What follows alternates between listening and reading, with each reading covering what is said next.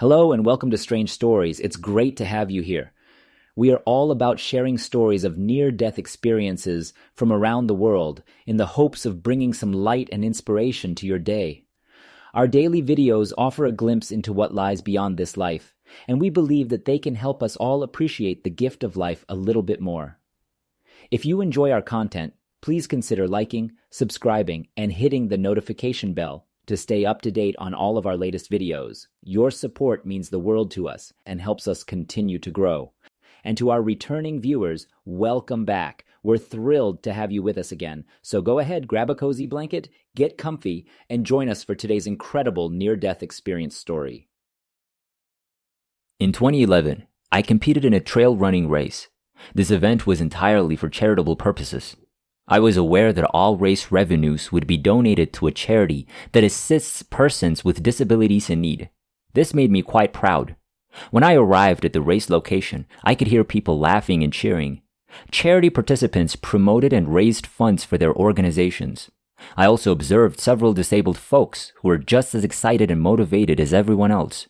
I was greeted by a cheerful staff person and swiftly obtained my race number and other required stuff. I instantly became a part of the family and participated in a warm-up drill with the other competitors. I felt energized and motivated to take on the challenge of this charity trail run. The terrain for this trail race was extremely difficult, and runners had to contend with a variety of terrain and weather conditions. The race began on a large green grass field. The route includes a steep climb and a fast river. The starting gun was fired by the referee, who stood in the center of the track. His grip on the handle was firm, and his gaze was intent.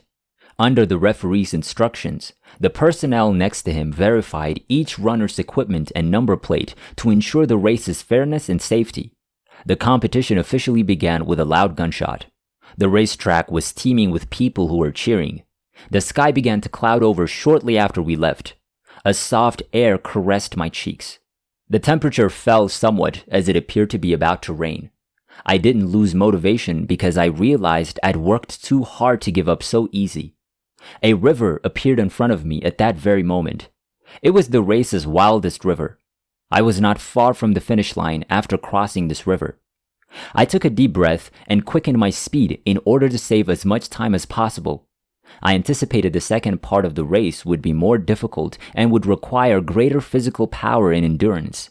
I swam effortlessly across that big river. My body was trembling as I approached the coast. I knew I was losing heat, which was terrible. I sped up as fast as I could in an attempt to raise my body temperature. But no matter how fast I ran, my body couldn't stop shivering. My steps were increasingly heavy, and my breathing became increasingly difficult. I needed to pause and take a rest, but I didn't dare to stop because I knew it would aggravate my temperature drop. My vision gradually blurred. I went unconscious. I'm not sure how long it took, but my soul left my body. I saw my body laying on the ground, surrounded by people. Then a car drew up close to my body, and two paramedics stepped out. They approached me and began to resuscitate me. I was terrified since I had no idea what was going on. My thoughts got jumbled, but I could plainly see the paramedics working about me. They checked my pulse and breathing before starting CPR. I felt like a bystander with no physical sensations. I wasn't sure if my soul had genuinely left my body or if it was all a dream, but I realized how significant this moment was to me and that my life was in jeopardy. Suddenly, I felt a huge force sucking me in above my head. This black hole was constantly rotating. As my spirit approached the black hole, I began to feel fear. I had no idea what was going to greet me. I was entirely in control and let the black hole to absorb my soul. Then I was transported to a weird planet. There was nothing but darkness around me, no sound and no light. But instead of being terrified, I had an odd sensation of serenity and tranquility. I'm not sure how long I was there, maybe a few minutes or a few hours. Time grew hazy here. A bright light appeared ahead of me. I felt a powerful force obstructing my path as I approached the bright light. It seemed as if an unseen force was pushing me back. Every stride I made became very tough, as if each step forward would sap all of my power. I finally made it to the light after much work. The sensation here was completely different than previously, as if I were in a separate world. There was a warmth in the air, and I felt surrounded by a soothing vibe. I felt a powerful surge of affection here. This energy was more powerful than any love I'd ever felt. This love was so pure that it seemed to be capable of eradicating all sorrow and worry. My soul was purified here, I felt. I got more liberated and perfect. This is a really special spot that instills confidence and power in me. A figure suddenly emerged behind me. He seemed to be watching me. I didn't dare to turn around. Then I heard a powerful and authoritative voice speak to me. This voice was familiar to me. It was the voice of Jesus. I turned slowly around to see a man in a white robe with a crucifix on his chest. He was the Christ. His eyes were filled with kindness and affection. Jesus extended out his hand and brushed my hair tenderly.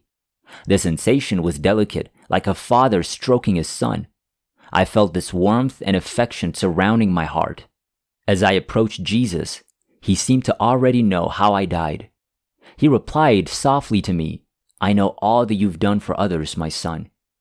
Jesus then expressed gratitude for my actions. He stated, "Such actions of yours, my child, can make the world a better place. Others will be inspired by your generosity and efforts." When I heard Jesus' praise for my acts, I felt humiliated and even a little guilty.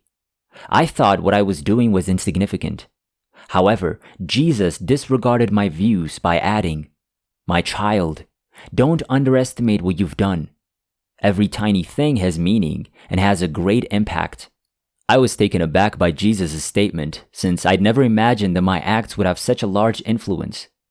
He went on to say that everything has the ability to influence a person, or possibly the entire world. A screen then emerged in front of me as a result of Jesus' hand wave. I noticed a homeless man. I remembered him. I had assisted him 3 years before. I then handed this destitute man money and clothes. He was quite grateful to me. He explained that he'd been on the streets for a long time with little to show for it.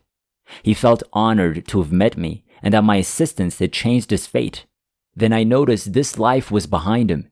He obtained a secure work and rebuilt his life in the days that followed. I was overjoyed to see such a spectacle. But I was startled to learn that the homeless man had now become a volunteer and frequently visited the nursing home to assist other elderly folks. I was startled since I never imagined my assistance would have such a large impact. But it's also tremendously satisfying to know that my good efforts have inspired others to do the same. This homeless man has now transformed himself into someone who affects the lives of others. He assists other elderly, making them happier and more content. This experience let me realize the power of kindness to transform a person's fate and pass it on to others. With my assistance, this homeless man found his purpose and meaning, and he became a more useful person. Then I noticed another image. A new coworker joined the company at one point during my employment. I said something unintentionally hurtful to him. I had no idea how much my actions had harmed this new colleague. This new coworker quickly resigned. I was unaware of the cause for his departure at the time. Following that, I observed what his life was like once he departed. He was concerned about his capacity to perform his duties. He hadn't found a new job in a long time and was losing his confidence and guts to interview for one. I felt terrible because I understood my actions had had a significant impact on him. Jesus did not pass judgment on me. Jesus caused me to reconsider my acts and realize that even minor deeds can have a significant influence. Jesus changed my outlook. I realized what I was doing. This realization has had a significant impact on my life in the future. He also transmitted more wisdom to me during my interactions with Jesus. Finally, as our meeting came to an end, Jesus informed me, "It's time to go back and apply what you've learned." This sentence made me feel sad since I didn't want to forsake Jesus. At the same time, I was filled with excitement and anticipation because I knew I would return and use what I'd learned in real life. I bid Jesus farewell and expressed my gratitude to him. Jesus spoke words of blessing and encouragement to me that gave me confidence and bravery. I wasn't as afraid this time in the tunnel as I had been the previous time. Instead, I was filled with courage and drive. I noticed a shift in my surroundings. The tunnel's walls were no longer gray and drab, but full of life and brilliant hues. Finally, my soul returned to my body. When I awoke from the ambulance, I was in a very good mood. I was determined to finish the race. I noticed the doctors and nurses examining my physique. I assured them that I was all right and that I would be able to finish the marathon. But the physicians turned down my offer, telling me that I needed to be checked and treated more completely in the hospital. In the hospital, I told the physicians about my encounter with Jesus. They all looked at me differently. Finally, I realized what I'd gone through. During my experience, I recognized that I'd gotten a deeper understanding and revelation. I knew exactly what I needed to do next. I should apply everything I've learned in actual life.